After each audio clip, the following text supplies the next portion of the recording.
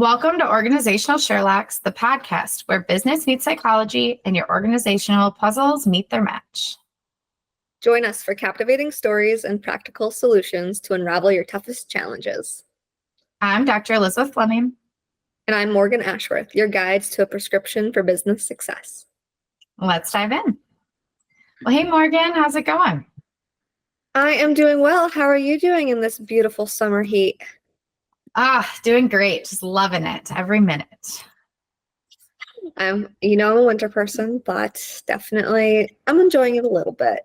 Not as much as when it's raining, but that's why we work well together. A bit of a yin and yang, right? Yin and yang, yeah. Not the devil and angel, though. I think we're both angels, I hope. Just kidding. Well, I feel like we had such a great conversation with John last podcast. It was so nice to talk about fractional marketing and, consumer psychology and kind of just that sales atmosphere. Because, having successful sales is so important for a company because that is the top line of your company. And building the top line, well, that's what builds your bottom line, right? Oh, 100%. Yeah. And, and having known John for a while, his stories are great. He's an epic storyteller. I know we didn't get into as many stories in our podcast. Maybe we could have him on for another one in the future, but he's a great guy for that. And yeah, it's pretty fun. So I'm glad we could have him. Yeah, definitely. Now, when it comes to, that top line, have you, Elizabeth, ever seen like moments when, maybe a company had a rule for like, this is what the top line has to be in order to do this, or that affects the bottom line? Have you ever seen something like that at a company? Oh, that's a really great question. I mean, for sure, I think it depends a little bit on the industry and not necessarily from the concept perspective, right, of the top line affecting the bottom line, but more about how it's talked about, where when it's a product or a service of some kind, I feel like it's way more kind of out front and center. Like a company that comes to mind for me, we had weekly meetings where we were not just talking about where our sales kind of at, but how is it impacting, resourcing and hiring and, product development and R&D, research and development, for those who don't know that, the R&D side of the world. And I think that was really powerful because it not only brought people together in the company and helped them kind of know what was going on across the board, but also helped build out that strategy for the executive team in the long run. Yeah, definitely. I feel like I've definitely seen it. You've given it in a wonderful wraparound view of that, where, that top line, that bottom line, they connect. They inherently connect because your strategies are affected by what your top line is, and that ultimately affects your bottom line because, you make money to spend money and you spend money to make money, right? So one thing you said that actually made me think of a rule that one of the companies I work with has, and that is that you need to be making on a top line at least $200,000 to be supporting at minimum a $40,000 salary. Their preference is making more like $300,000 to support that $40,000 salary, and because they're taking into account all of, it's kind of like the total top line to the total bottom line, if that makes sense. It's more of an informal view of that, but they definitely take that into account. It's like they want to know what they're making and how that affects how they can pay their people. I know we did a cost of life increase across the board. And I remember doing an analysis. I'm like, if you increase product prices by 3 cents a piece for this one product line, because you have a guaranteed sale of this much every year, I'm like, you can pay for that cost increase for everybody. Driving into the numbers, you can do it kind of informally. So those small companies that are afraid to do it, it's not too hard when you really take into account, averaged amounts or, assumed amounts that you usually make versus what you usually spend. Yeah, absolutely. It's interesting because when you first asked me, have I seen that in companies before? My initial response was, yeah, of course I have. And I have a lot across the board. But I've also seen kind of the flip side of that when it doesn't go super well, particularly during COVID. And I'm curious kind of what your perspective was during, I could say more in the beginning of COVID. I know for what I was seeing is that people were realizing like our top line is not very strong, right? We're really struggling. And for the industry that I'm in, it's really based a lot on hiring. And if anyone remembers back to early 2020, everyone stopped hiring. They didn't know what was going to happen. So everyone went on a hiring freeze. And that top line impact directly correlated with how can we continue to pay people. And in all honesty, I took a 25% pay cut for a period of time and then was laid off because of that. And so the ramifications of top line, the kind of top line part of it, are so great. And I think that there's definitely a strategy behind that and something to think about as you're kind of having those conversations. It's not just a number, it's so much more than that. Yeah, it's so much more, especially when you're affecting people's lives, like when you have like a hiring freeze or a layoff, especially. I mean, I think of some of those really large corporations, and now I'm not going to name any of them because I want to be talking badly about these organizations, but it's disheartening to see, that this large organization, they have layoffs every September, and then through December, they will have layoffs because they want to make sure that their bottom line looks good based off of their top. And so they have a ton of layoffs, and that's just for that end quarter of the year to make sure it, beneficially affects that last quarter. And so you see this major bump in the last quarter when it comes to the bottom line compared to the top line, but the previous 3 quarters, top line and bottom line aren't matching as much as the goals as was set. Same thing, like even for like companies that involve themselves in stocks and financials, they actually will oftentimes sell off in the month of September. They oftentimes will sell off so that their bottom line looks better. Absolutely. Yeah. I was just kind of thinking though, we should probably talk a little bit about kind of what some of those kind of what top line revenue and bottom line is. Like maybe get some like illustrations or examples. I know we brought up product sales, and I think that's definitely it makes sense from a top line perspective. But what else comes to mind when you think of top line revenue or kind of, in that way? Yeah, well, so, I mean, kind of retracting, going back, that's just like you did. Top line is your total revenue as a company. Ways that they make revenue is products, so the physical product sales, service sales, sometimes for some companies. Oftentimes you see shipment sales as well, actually. They not only, make good money on this shipping, like they have to charge their customers for shipping, but they actually make money on it sometimes because with how much that company is shipping, they get better rates. Maybe they get a better insurance rate, something like that. So they can actually make money on even shipping. I think of stocks. I think of all those like income streams, basically. Like think of you personally. You have income streams. Maybe you have a couple different ones. Maybe you only have one. Well, you can't just take into account the product sales. That's only one income stream. Yeah, absolutely. What I think too, and I love your perspective on this, but a lot of the companies that I've worked with, they really focus on the top line and don't necessarily always focus on it. I think about kind of, a graphic, like a representation in graph form of this. Usually you see the growth trajectory, right? Like this is where we were in 2020 to 2021 and yada, yada, yada, right? They kind of keep going forward. And I think it's really important because absolutely it's an important metric. But it is the comparison with that bottom line that really tells you what's going on. It's not just about, hey, last year I did $1 million in sales and this year I'm doing 1.3.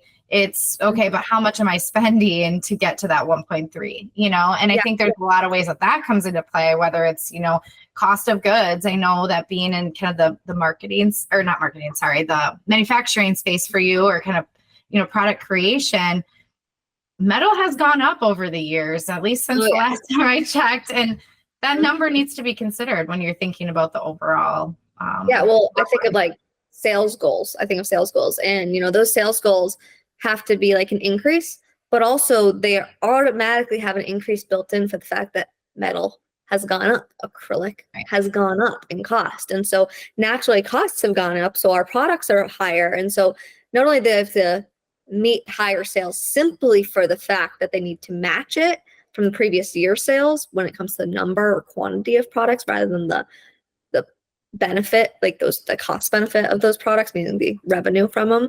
But they also need to grow on top of that. But what you said earlier was, sometimes what's the expense to get to that higher sales rating? Actually makes me think of a friend of a friend I have, and he runs an electrical company with 10 people. And he said that he is still, him personally as owner, is still making the same amount as he was when he had 2 guys, because he's spending so much more on his guys, on his labor, but he feels he's still working the same amount, but just to make the same amount of money. Something seems disconnected there to me. Yeah. Right? Yeah. Because if you're spending money on people and you're spending money on, furthering your services, you should have a greater bottom line as well. If your top line's growing, your bottom line should be growing. Yes, there's sometimes delays associated with it. Like if you're building a new manufacturing plant, you bring on a new person and they're still getting integrated or training with the company. There's this high level person that are meant for strategic relationships, something along those lines. There's going to be a delay from the top line growth to the bottom line growth. We will see that, especially if they're investing into the company. But if there's not any investments or strategic initiatives going on that are using up that money for later benefit, something's not matching, is how I see it. Yeah, absolutely. I think about, like, again, a manufacturing facility that, maybe there's a new robotic, machine or something that costs $3 million. Well, it's obviously there's a whole lot of, mathematical. Yeah, it wouldn't cost $3 million, but it could. It's possible. I don't know. I'm just making things up over here. But $3 million sounds like a lot to me. I'm sure it may to some of our listeners as well. But, I know that they can be more than that. But, thinking about all of that, though, it's not an immediate benefit, right? Yeah, it may improve your efficiency and help you get product out the door, 20% faster than you've been able to in the past. But you're not going to see that immediate hit on your top line. It's going to take a little bit, but it's that kind of the planning it out. It's the strategy behind it that really gets you to that point, right? And understanding it. Yeah, so I think of a company like I work internally at, and how we're an awards manufacturer, and we've put a lot of money into our factory space, which it's really great. The company has done an amazing job, hasn't had to take out loans or anything for it. So they've been going solely off cash flow. So they use their top line. Now, this is through the pandemic as well. Like it's amazing to watch that through the pandemic, there was manufacturing growth and, the top line growth, and as well as there wasn't full bottom line growth, but in a sense of COVID times, there was top line and bottom line growth based off expected top line, bottom line. Absolutely. But there's definitely growth now post pandemic. Everything's kind of running as normal for businesses. But the company was investing a lot of money into new manufacturing machinery, just getting additional machines on of the same type that they were already using to expand their manufacturing capabilities in terms of quantities. So we saw a delay in bottom line growth, but that bottom line growth hit real quick in a couple of years after that. And so, top line, yes, it was maintaining, maybe getting a little bit bigger, and then finally was truly a lot larger, but bottom line wasn't showing any difference until a couple of years later, once that manufacturing unit was running and efficient, doing what it needs to do, and those machines were paid off. Absolutely. Yeah. Something that I'm thinking about is just the consumer side of that, though, too. We're talking about within an organization, considering the top line and bottom line and all of that. I feel like I just need like a recording button where I can just continue, like hit the button. It says top line for me, because I've said it about 50 times today. Like a easy button. Yeah, exactly. But I'll just keep going. But it makes me think about something John said in our last episode about kind of those relationships and the importance of relationships with clients. And I say that because from a consumer perspective, I know probably all of us who are listening or, sitting, talking, Morgan and I, we've all been consumers. And in all honesty, there's nothing worse than getting the email or the call saying, well, we know you're looking to reorder and we really appreciate it, but it's going to be a $1 more per product or $5 more per item or whatever it is, right? I know I hate that. I don't know about you, Morgan. Drives me nuts a little bit. Yeah, as a consumer. I don't know. With eggs, milk, yeah, I've noticed that. But I don't know about like, those total costs as much. But when you talk about that, I do think about on our side and, those relationships we have because we've dealt with it with the products going up. And I do think about, how have we explained it to customers? We're like, well, inflation and all this, and, while inflation's hopefully beneficially affected what you're getting for income, inflation also affects how much you're spending. And unfortunately, we're spending more, so you have to spend more. And oftentimes we'll actually do a breakdown where it shows that we're actually making less on our products because we haven't inflated our prices as much as the inflation of our raw material has been. So we actually have shown that in the past because we've had pushback on, like, especially acrylic. Someone ordered us acrylic medallions and they were unhappy that, it was a lot more. It was like $100 more for their order. And we explained to them, like, hey, acrylic has actually gone up 30% and you only have a 10% increase in your cost. Yeah. So we're making a lot less on this product line. Yeah, that was exactly where I was going with it. Just kind of, thinking as a business, it's not just, I really believe strongly that the most successful businesses are the ones who try to put themselves in the seats of their consumer or their client and to really try to understand. Like, I know as a business owner, right? And I'm saying this for real. I mean, I know for myself as a business owner that I do have to watch the top line. I do have to watch the bottom line. And I'm doing that every day, right?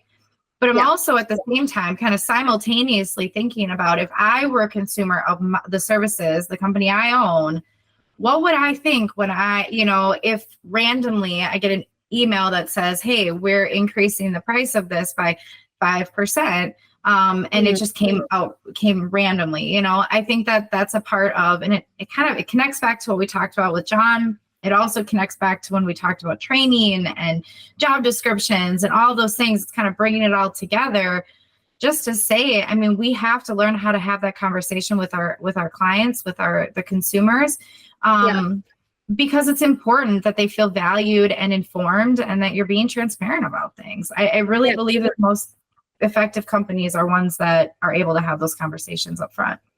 Yeah, it's about being communicative. It's about being open with your knowledge, with their knowledge. It's about, having that mutual understanding of each other. And that's what builds a relationship. Like, you don't just want I'm the sales rep, order this, as we were talking about with John. It's no, I actually care about you as a human being. If you actually care about someone as a human being and not in a fake way, because everyone can read through that, then you're going to have a better connection. You're going to have more success that way. And it's not all about the top line and bottom line in businesses. You have to think about the strategic initiatives. I know I say that term a lot, those monetary financial initiatives when it comes to sales and strategic sales relationships. Maybe you're like going after a new type of customer, things like that. You have to take into account that there's a cost associated with it, but it's probably going to bring an ROI. It's probably going to have a benefit.